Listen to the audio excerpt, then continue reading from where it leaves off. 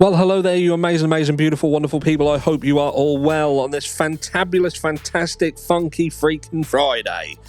It is Friday, I got it right. It's probably because I'm excited because it's the end of the week and we're about to head into the weekend, which makes absolutely no difference to me whatsoever.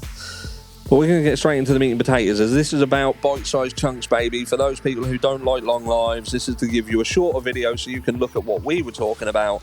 And what are we talking about? We're talking about the text messages between Dylan Mortensen and Bethany Funk, the surviving roommates in the 1122 King Road massacre that is currently seeing Brian Koberger, the accused, heading towards a trial that could end his life.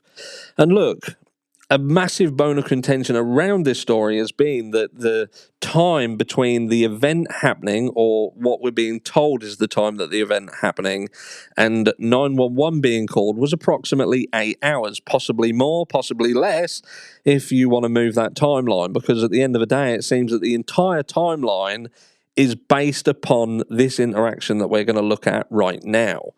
And let's look at it, because it's interesting. Now, what we do have to first understand, and I'm not going to go through the entire doc. If you want to see the entire doc, that's what the live is for. This is about just focusing on the messages themselves.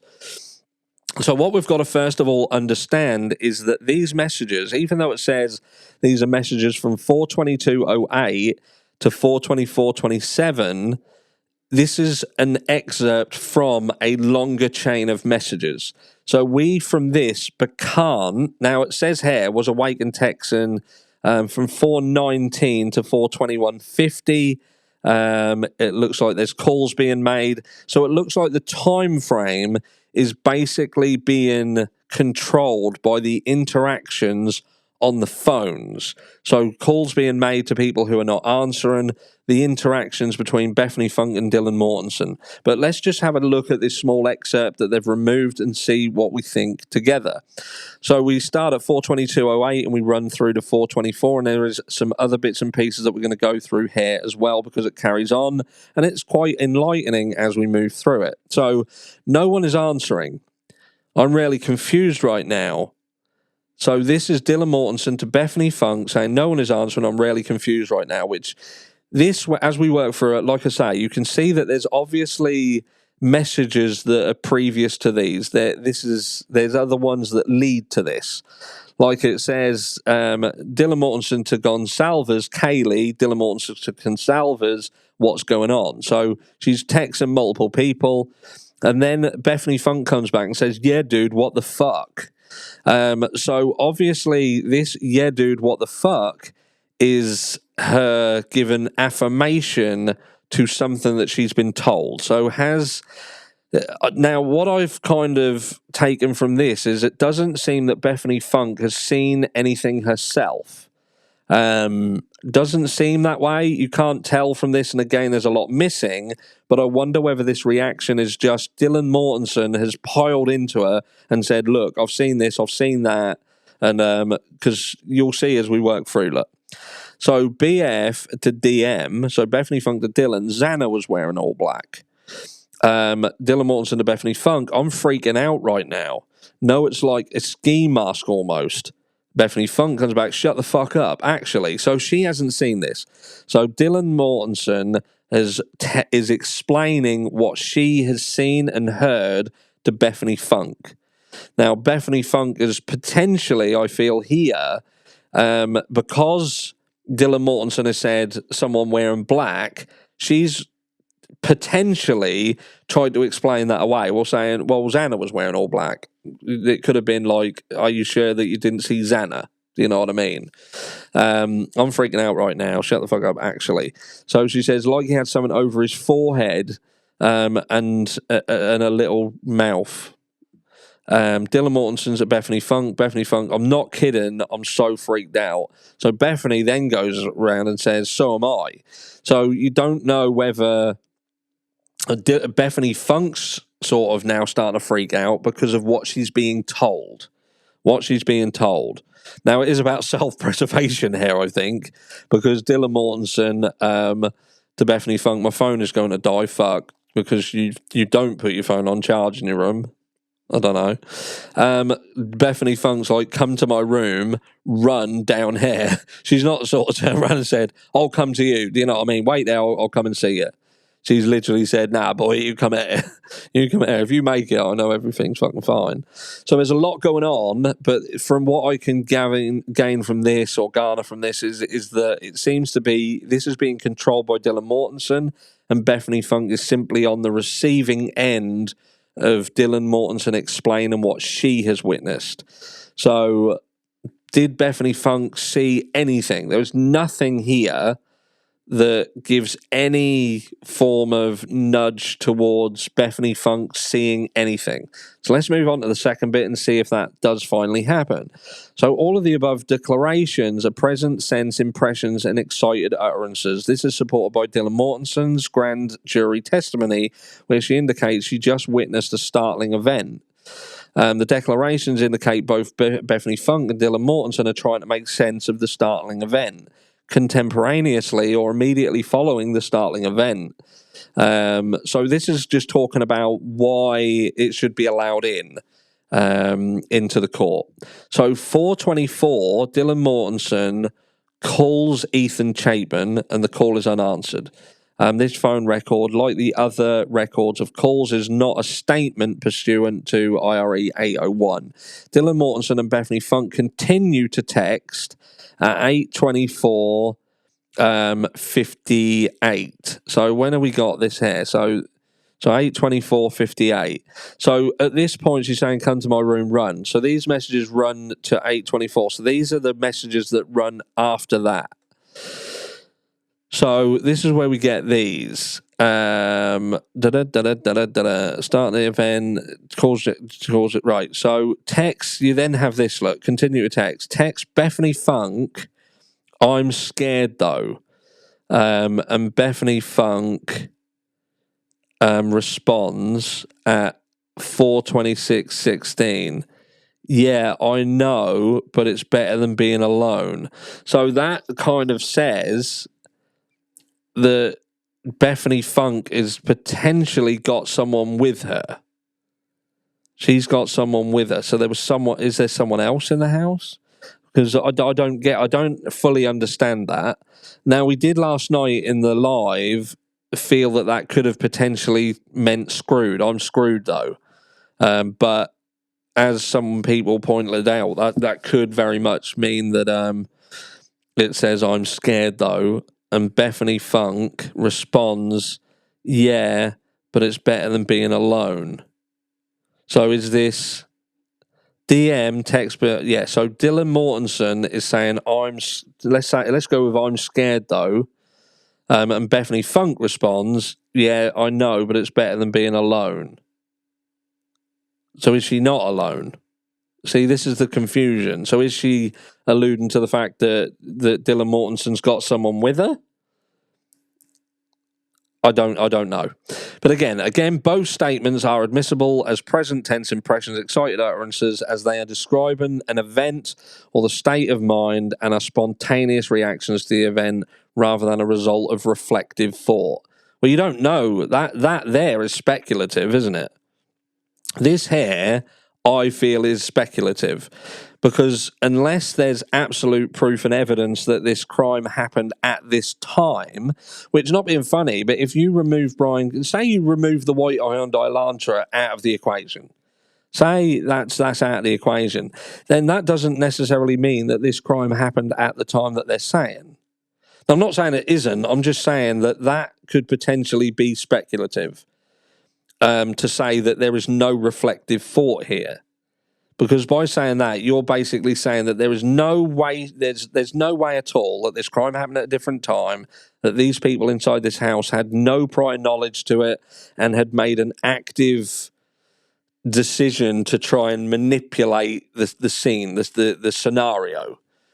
How many times have you seen it in the past where people have died or been murdered and they utilize phone conversations, even get hold of other people's phone and do things on their phone to try and make it look like someone is still alive?